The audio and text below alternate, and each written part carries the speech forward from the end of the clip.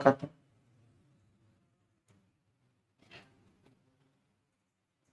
Innal hamdalillah nahmaduhu wa nasta'inuhu wa nastaghfiruh wa na'udzu billahi min shururi anfusina wa min sayyiati a'malina. May yahdihillahu fala mudilla lahu wa may yudlil fala hadiya lahu. Asyhadu an la ilaha illallah wahdahu la syarika lahu wa asyhadu anna Muhammadan abduhu wa rasuluh sallallahu alaihi wa ala alihi wa ashabihi wa man tabi'ahum bi ihsan ila yaumiddin, amma ba'd. Al-ikhwan wal akhwat jamaah salat maghrib rahimani wa rahimakumullah. Alhamdulillah, kita kembali lagi mengkaji kitab Thalathatul Ushul karya Imam Al-Mujaddid Syekhul Islam Muhammad ibn Abdul Wahhab rahimahullahu ta'ala. Alhamdulillah, kita di ujung-ujung pembahasan dari kitab ini di usul yang ketiga, mengenal Nabi Sallallahu Alaihi Wasallam, dan itu sudah selesai pengenalan dasar kepada Nabi Sallallahu Alaihi Wasallam tentang beliau. Ini adalah tinggal pembahasan penutup tentang Nabi kita, yaitu keterangan bahwa beliau telah meninggal. Kata beliau rahimahullahu ta'ala, wa dalilu ala mautihi, dan dalil atas meninggalnya beliau, meninggalnya Nabi kita Muhammad sallallahu alaihi wa ala alihi wasallam.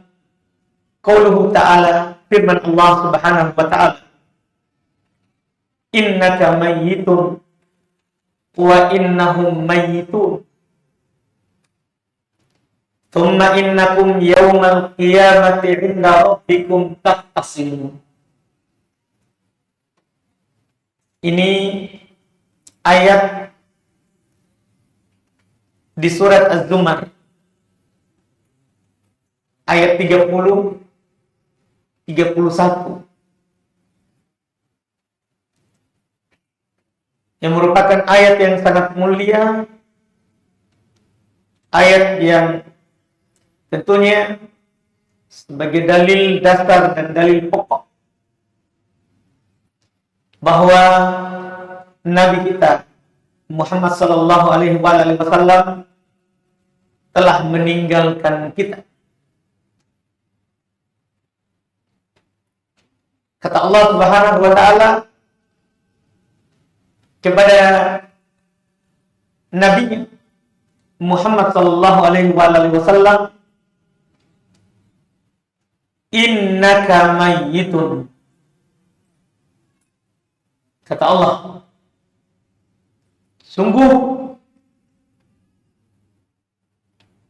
engkau wahai Muhammad akan meninggal.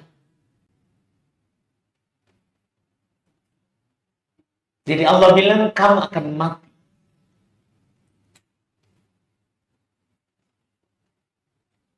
Wa innahum mayyitun, dan sungguh mereka juga umatmu, bahkan juga orang kafir yang tidak beriman terhadapmu juga akan meninggal. Tsumma innakum yaumal qiyamati 'inda rabbikum tahtasimun. Kemudian sungguh kamu pada hari kiamat akan berbantah-bantahan di sisi Rabb kalian. Karena nanti di hari kiamat orang-orang kafir ditanya, apakah belum datang kepada kalian pemberi peringatan kita bisa baca misalnya surat Al-Mulk yang mungkin sering kita dengarkan. Bagaimana Allah Subhanahu wa taala menukilkan perdebatan, pertanyaan penduduk penjaga neraka kepada orang-orang yang dilemparkan ke dalam neraka.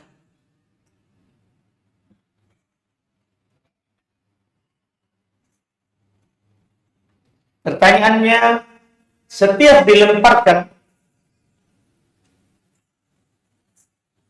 penghuni neraka ke dalam neraka, kullama ulqiya fiha faujun sta'alahum khazanatuha.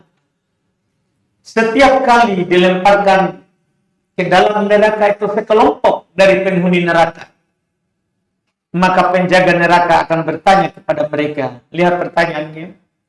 Alam ya'tikum nadir? Apakah belum pernah datang kepada kalian pemberi peringatan? Jadi itu pertanyaannya. Karena kalau sudah datang, kenapa kamu tidak dengar? Tentunya di sana orang tidak bisa jawab. Iya, seperti di dunia ini. Mereka pasrah.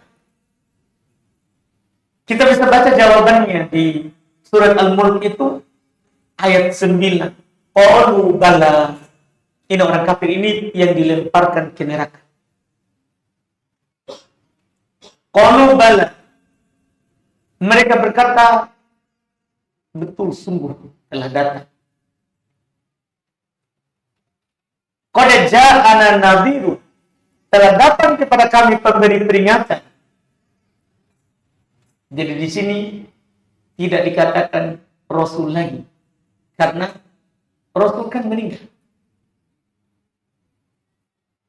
Sisa setelahnya adalah pemberi peringatan. Dari pewaris para nabi dan para rasul. Jadi mereka katakan, qalu bala qad ja'ana nadhir. Mereka berkata, betul telah datang kepada kami pemberi peringatan. Cuman masalahnya, takadzabana.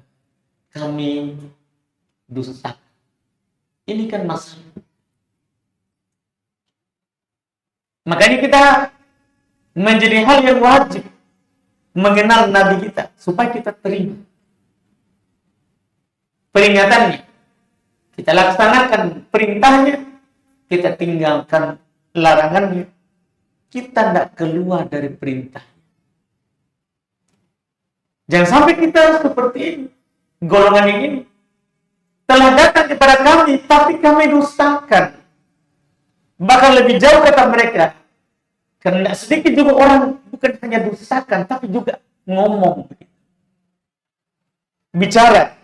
Makanya Allah ceritakan ucapan mereka. Wa qulna, dan kami juga berkata.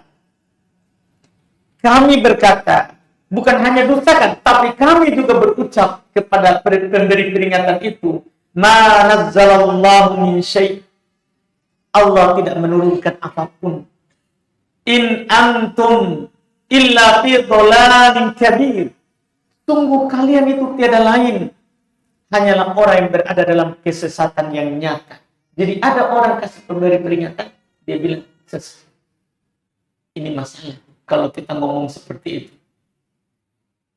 Dan sangat mudah kalau kita melihat orang kalau dinasehati, disampaikan itu syirik, harus tauhid, ini sunnah, itu bidah. Mudah sekali bilang itu orang sesat.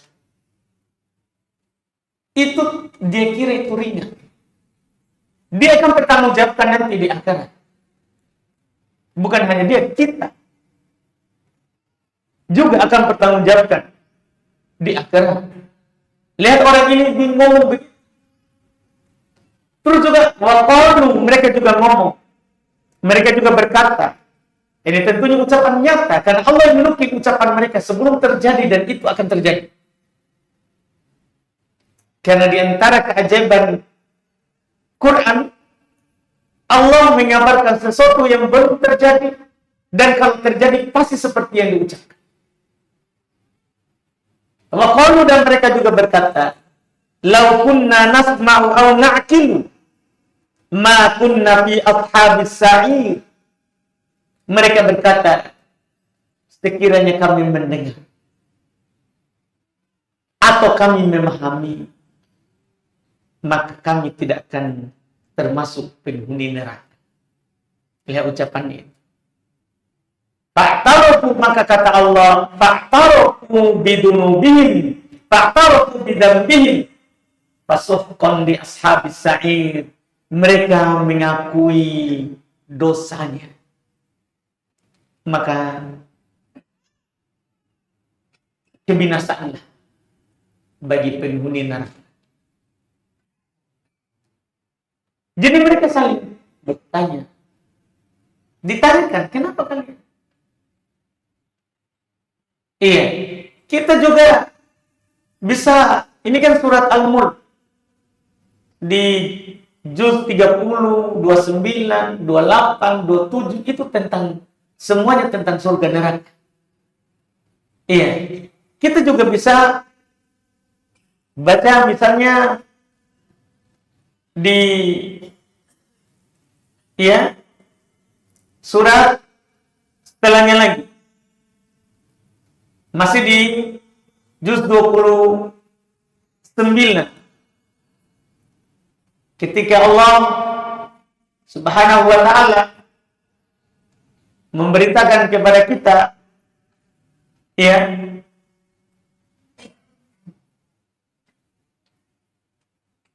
tentang pertanyaan penduduk surga dengan penduduk neraka. Jadi nanti penduduk surga dalam surga dikatakan oleh Allah Subhanahu wa ta'ala, fi jannati yatasaalun. Mereka di surga itu saling bertanya. Di antara yang mereka tanyakan adalah anil mujrimin, tentang orang-orang yang durhaka. Orang-orang yang durhaka, hidupnya bagaimana makan, minum, kawin, itu saja. Jadi mereka bertanya, ma salakakum fi saqar. Kita bisa baca ini surat Al-Mudaththir. Mereka bertanya, ma salakakum fi saqar. Itu saja, satu pertanyaan pendek. Pertanyaan penduduk surga. Apa sebabnya kamu masuk ke dalam neraka? Jadi mereka saling bertanya. Apa jawabannya? Qalu lam naku minal musallin. Mereka menjawab, kami dahulu tidak termasuk dari orang yang mengerjakan sholat. Jawaban pertamanya begitu. Maka sangat merugi orang yang lalai dari sholat. Karena kerja, sibuk dunia, tidak sholat. Mengakhirkan sholat. Lihat ini jawabannya. Dia tidak ngomong yang lain dulu. Sholat dulu. Dia tidak bilang, saya tidak beriman. Tidak, itu sebentar. Tapi yang pertama adalah sholat. Jadi bilang, qalu lam naku minal musallin. Dia bilang, kami tidak termasuk orang sholat. Walam naku nut'imul miskin. Kami juga tidak termasuk orang yang memberi makan orang miskin. Sudah tidak sholat, tidak kasih makan juga orang miskin. Wa kunna nakhudu ma'al khaidin. Kami membicarakan yang batil bersama orang-orang yang membicarakannya. Jadi membicarakan hal yang batil. Ini masalah.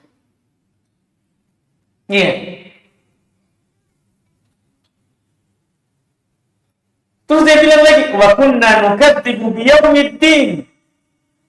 Terakhir baru itu, kami juga mendustakan hari kebangkitan. Ini kan hal-hal sepele. yang diperdebatkan di hari kiamat nanti. Maka ini ayat menunjukkan bahwa Nabi kita telah meninggal. Ya. Dan kita bisa tahu tentunya tahun meninggalnya Nabi kita Muhammad SAW. Karena belum meninggal setelah berusia 63 tahun. Di tahun setelah tahun 10. Ya, setelah tahun ke-10 belum berhijrah. Jadi di tahun ke-10 itu belum berhaji. Haji terakhir. Pulang belum meninggal. Sakit meninggal.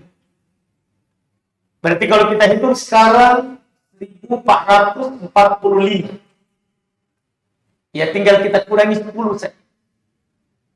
Kita kurangi ya 10 tahun. Karena penanggalan Hijriah mulai dari Nabi ke Madinah. Mulai dari Nabi ke Madinah.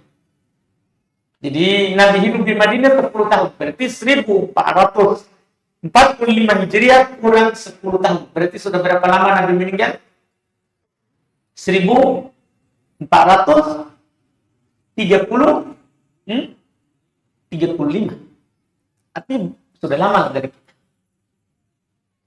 Jadi ini ayat menjadi dalil pokok itu bahwa Nabi kita telah meninggal. Iya. Di sana ada orang yang nggak mau bilang meninggal, bahkan dia bantah. Iya, dia bantah.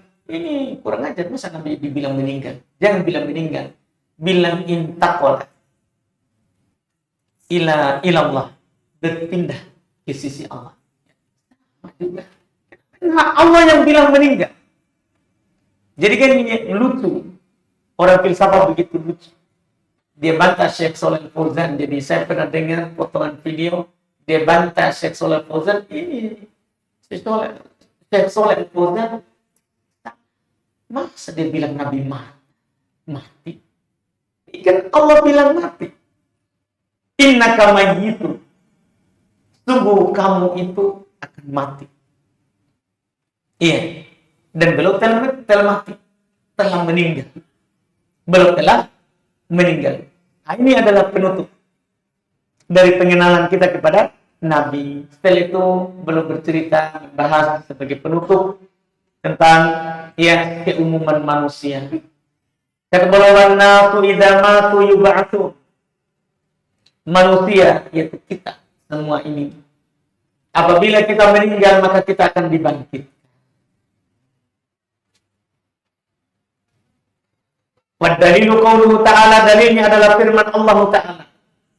Bahwa kita pasti akan dibangkitkan. Minha khalaqnakum wa fiha nu'idukum wa minha nukhrijukum taratan ukhra. Dari tanahlah kami menciptakan kalian. Asal kita tanah. Wa fiha nu'idukum, ke tanahlah kami akan kembalikan kalian. Pasti kita akan keluar dari tanah hidup dan kita akan meninggal masuk ke tanah. Wa minha nukhrijukum taratan ukhra. Dari tanah pula kami akan mengeluarkan kalian di waktu yang lain. Nanti di hari kiamat. Kita akan semuanya bangkit kembali untuk mempertanggungjawabkan apa yang pernah kita lakukan. Wa qauluhu ta'ala, dan Allah berfirman, wallahu ambatakum minal ardi nabata tsumma yu'idukum fiha wa yukhrijukum ikhraja. Allah lah yang menciptakan kalian dari tanah. Kemudian Allah akan mengembalikan kalian ke tanah dan akan mengeluarkan kalian nanti dari tanah itu sendiri. Wa ba'dal ba'thi muhasabun. Setelah kita dibangkitkan, kita akan dihisab. Kita akan dihisab. Kita akan ditanyakan. Walaupun ada juga di antara kita yang akan masuk surga tanpa adab, tanpa hisab. Ada yang langsung tidak dihisab. Karena ketika Nabi SAW diperlihatkan oleh Allah Subhanahu wa Ta'ala banyaknya umatnya waktu Isra Mi'raj. Nabi sampaikan kepada para sahabat ceritanya. Dan di antara yang berkabarkan wa minhum Sab'una alfan, ada 70.000 yang akan masuk surga tanpa adab, tanpa hisab. Ada 70.000 yang masuk surga tanpa adab, tanpa hisab. Jadi ada. Yaitu Nabi sebutkan cirinya. Humul ladina la yastarqun wa la yatatayyarun wa la yattawun wa ala rabbihim yatawakkalun. Mereka adalah orang yang tidak pernah meminta diruqyah. Mereka adalah orang yang tidak pernah bertatoyur, berkhurafat, bunyi burung hantu. Ada meninggal ini di rumah. Keluar mau ke pasar jual, lewat dengan orang gila. Tidak ada untung hari ini. Itu tatoyur namanya. Orang yang masuk surga tanpa adab, tanpa hisab, tidak bertatoyur, tidak ada khurafat yang dia yakini. Semuanya baik. Walayat tahun tidak berobat dengan besi panas. Wa ala rabbihim yatawakkalun, dan mereka hanya bertawakal kepada Rabb mereka. Jadi ada 4 golongan ini masuk surga tanpa adab, tanpa hisab. Selain ini kita akan dihisab. Wa ba'dal ba'ati muhasabun, setelah adanya hari kebangkitan nanti kita semua akan dihisab. Wa majziyuna bi amalihi, dan kita akan dibalas dengan amalan kita. Wa dalilu qauluhu ta'ala, dan dalilnya adalah firman Allah Ta'ala, liyajziyal ladzina asa'u bima 'amilu wa yajziyal ladzina ahsanu bil husna. Itu kita dibangkitkan supaya orang-orang berbuat jahat dibalas atas kejahatannya, dan orang yang berbuat baik dibalas dengan surga. Jadi kita akan dibalas. Dan juga Allah Subhanahu wa taala berfirman, "Faman ya'mal mithqala dzarratin khairan yarah." Siapapun yang melakukan sebesar darah berupa kebaikan pasti akan dia lihat. "Wa may ya'mal mithqala dzarratin syarran yarah." Dan siapapun yang melakukan sebesar darah berupa kejahatan, dia juga akan melihat. Juga Allah berfirman, "Man ja'a bil hasanah falahu asyru amsalihha." Siapa yang datang dengan kebaikan nanti di hari kiamat, baginya 10 kali lipat dari kebaikan yang pernah dilakukan. Wa man jaa bisayyi'ah, siapa yang datang dengan kejahatan, fala yujza illa mithlaha wa hum la yuzlamun. Mereka tidak akan dibalas kecuali yang semisalnya, dan mereka tidak akan didolimi. Nanti di hari kiamat tidak ada lagi kedoliman. Semuanya akan ditunaikan haknya. Karena timbangannya adil. Kata Allah, wa nadha'ul mawazin al-qist liyaumil qiyamah fala tudlamu nafsun syai'a. Kami letakkan nanti timbangan keadilan pada hari kiamat, maka tidak ada satu jiwa pun yang didolimi sedikit pun. Tidak ada yang didolimi. Makanya karena pastinya hal ini, belum berkata, wa man kadzdzaba bil ba'tsi kafar. Siapa yang mendustakan hari kebangkitan, maka sungguh dia telah kafir. Bagian dari rukun iman sudah kita tegaskan sebelumnya. Wa dalilu qauluhu ta'ala, dalilnya adalah firman Allah, za'amal ladzina kafaru alla yub'atsu. Orang-orang kafir menyangka bahwasanya mereka tidak akan dibangkitkan. Jadi Allah sudah katakan di awal, orang kafir menyangka bahasanya mereka tidak akan dibangkitkan. Qul, katakan wahai Muhammad, bala wa rabbi latub'atsun. Sungguh demi Rabbku, kalian akan dibangkitkan. Tsumma latunabba'unna, kemudian kalian akan diberitakan bima amiltum, dengan apa yang pernah kalian lakukan. Wa dzalika 'ala Allah yasir. Hal itu mudah bagi Allah. Hal itu mudah bagi Allah. Kemudian beliau tegaskan lagi kembali tugas para nabi dan para rasul. Wa arsalallahu jami'an rusul. Allah mengutus seluruh para rasul, mubasysyirin wa mundirin, itu sebagai pemberi kabar gembira dan pemberi peringatan. Makanya para rasul Kalau menyampaikan surga, pasti ada juga neraka. Karena ada kabar gembira, terus ada peringatan.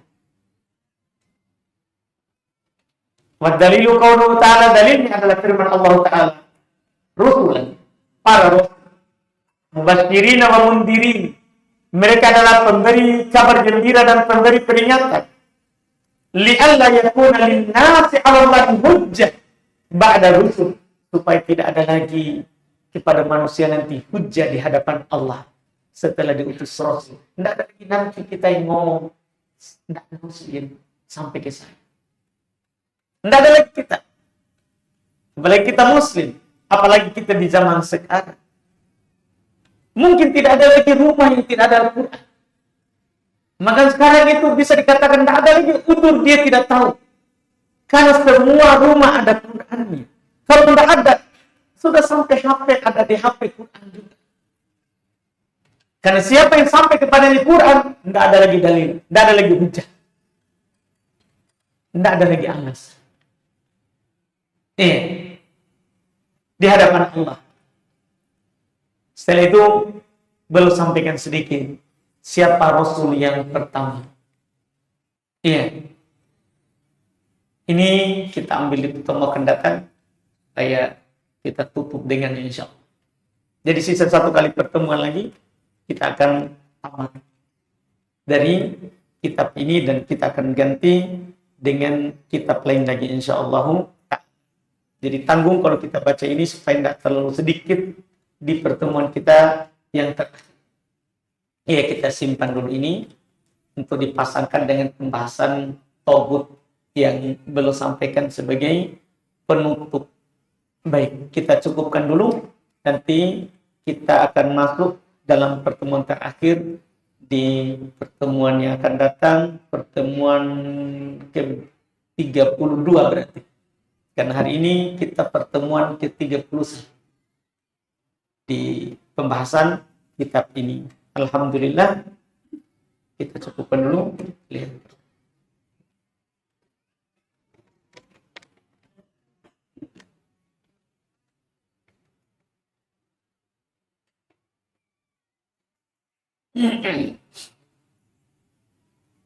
Sini ada pertanyaan, jika puasa Ayyamul Bid 13, 14, 15 jatuh pada hari Selasa, Rabu, Kamis, tetapi karena saya lupa di hari Selasa, apakah bisa berpuasa di hari Rabu, Kamis, Jumat? Tetapi di hari Jumat adalah larangan untuk berpuasa sunnah Jumat. Iya, hadits riwayat Imam Al-Bukhari. Tidak, mungkin kita tidak baca dengan jelas. Jumat itu adalah dilarang menyendirikannya. Iya, kita dilarang puasa hari Jumat dalam keadaan dia berdiri sendiri. Makanya Nabi bilang, kalau kecuali bagi orang berpuasa sebelumnya atau berpuasa sekarang. Jadi boleh kita puasa mulai hari Jumat, tapi kita juga puasa hari Sabtu. Boleh kita puasa hari Jumat, tapi kita juga puasa hari Kamis. Begitu. Jadi yang dilarang itu adalah menyendirikannya. Sebagaimana kita dilarang puasa sendiri di hari, menyendirikan hari Sabtu. Kita juga dilarang menyendirikan puasa hari Ahad. Tidak boleh sendiri. Harus ada sebelumnya atau ada setelahnya. Jadi kalau kita puasa Ayyamul Bid, kan ada sebelumnya. Ada sebelumnya. Itu dibolehkan. Barakallahu fikum.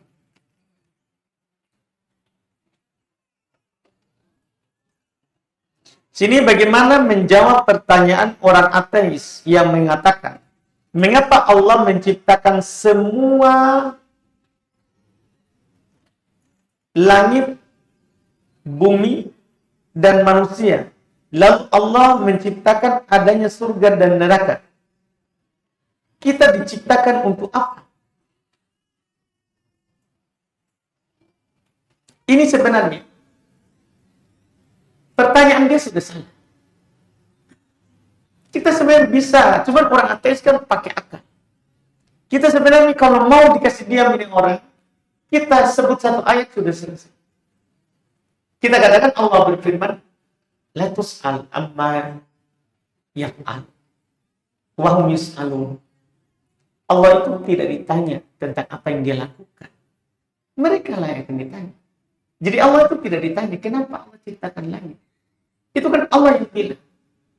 Allah tidak ditanya tentang apa yang dia lakukan. Tapi mereka yang ditanya.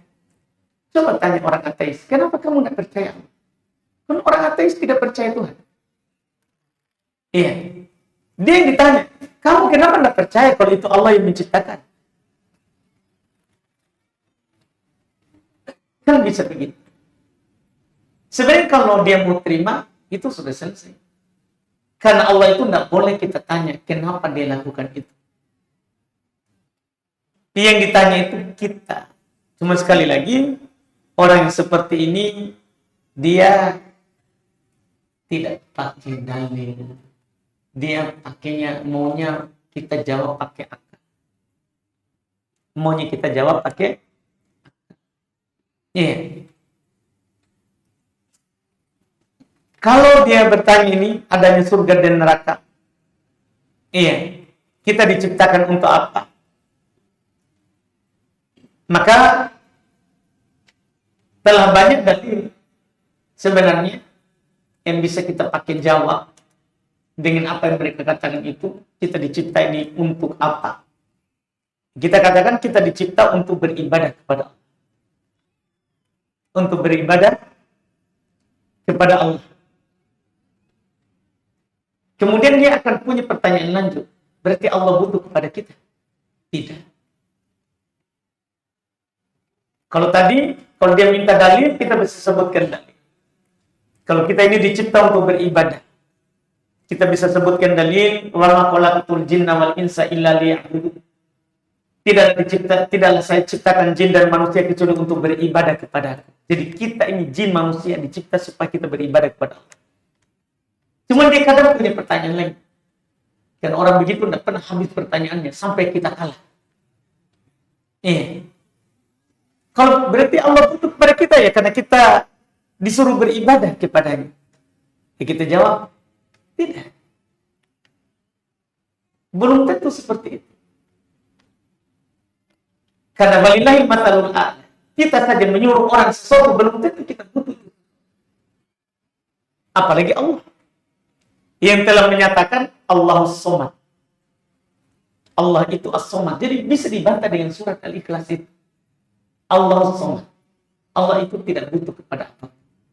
Tapi segala sesuatu butuh kepada. Itu makna As-Somad. Allah tidak butuh kepada kita. Terus kenapa kita disuruh ibadah kalau Allah tidak butuh? Ya kita yang butuh. Bukan Allah yang butuh. Kita kan butuh masuk surganya Allah. Kalau mau masuk surga, kamu harus beribadah. Ya kalau kamu orang ateis tidak mau, ya sudah. Saya mau. Ya tinggal begitu. Kalau dia masih mau berdapat, sudah. Kalau masuk neraka saja, saya mau surga. Selesai masalah. Kalau orang begitu, tidak ada habisnya. Iya, makanya dalam hadis ketika Nabi menyampaikan bahwa setan itu kalau kita sholat dia akan datang kepada kita membisikkan segala sesuatu, menanyakan kepada kita segala sesuatu sampai ujung-ujungnya itu adalah nanti dia akan tanya, siapa yang menciptakan kamu? Kita ikuti terus. Allah lah. Dia akan tanya ujungnya, siapa yang menciptakan Allah? Begitu dia. Kalau itu orang ateis setan.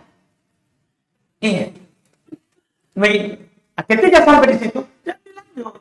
Kita telah diajarkan. Kalau sudah sampai seperti itu, bilang a'udzubillahi minasyaitonirrajim.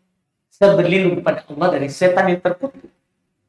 Jadi kalau lanjut, na'udzubillah minasyaitonirrajim. Itu setan dari kalangan manusia. Iya, setan dari kalangan manusia yang seperti itu.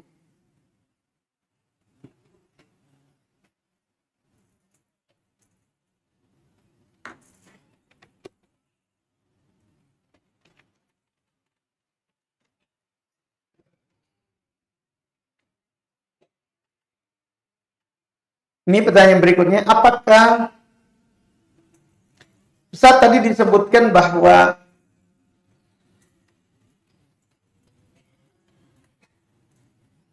tidak berlaku lagi al-udhur bil jahl. Apakah ini sudah tidak berlaku untuk semua?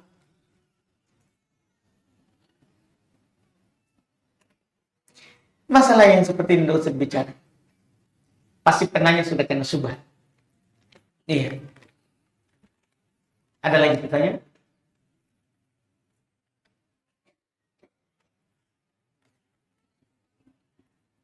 Kalau masalah seperti tadi itu jangan ditanyakan di dekat orang awam.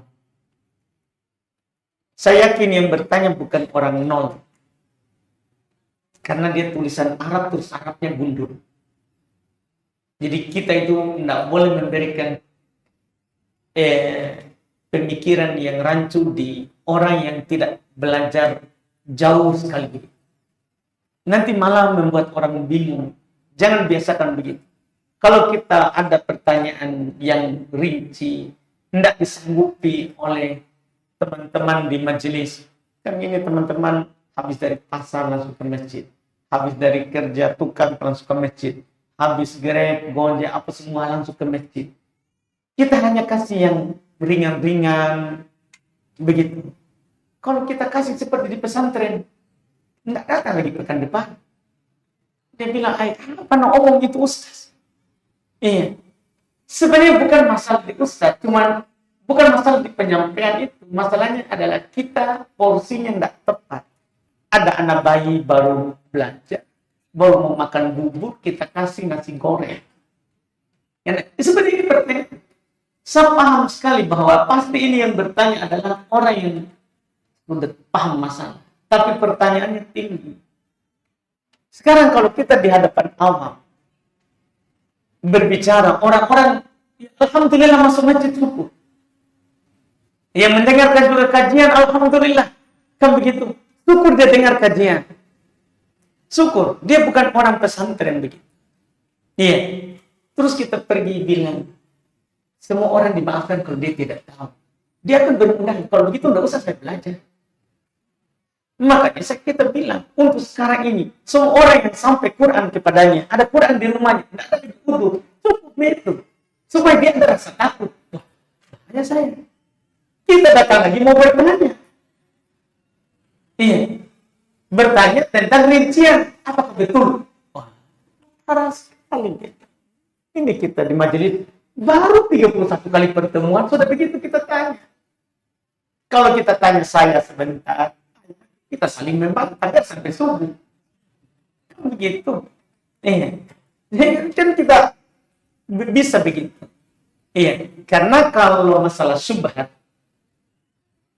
pemikiran yang salah, kemudian kita lemparkan, itu kan butuh sanggahan.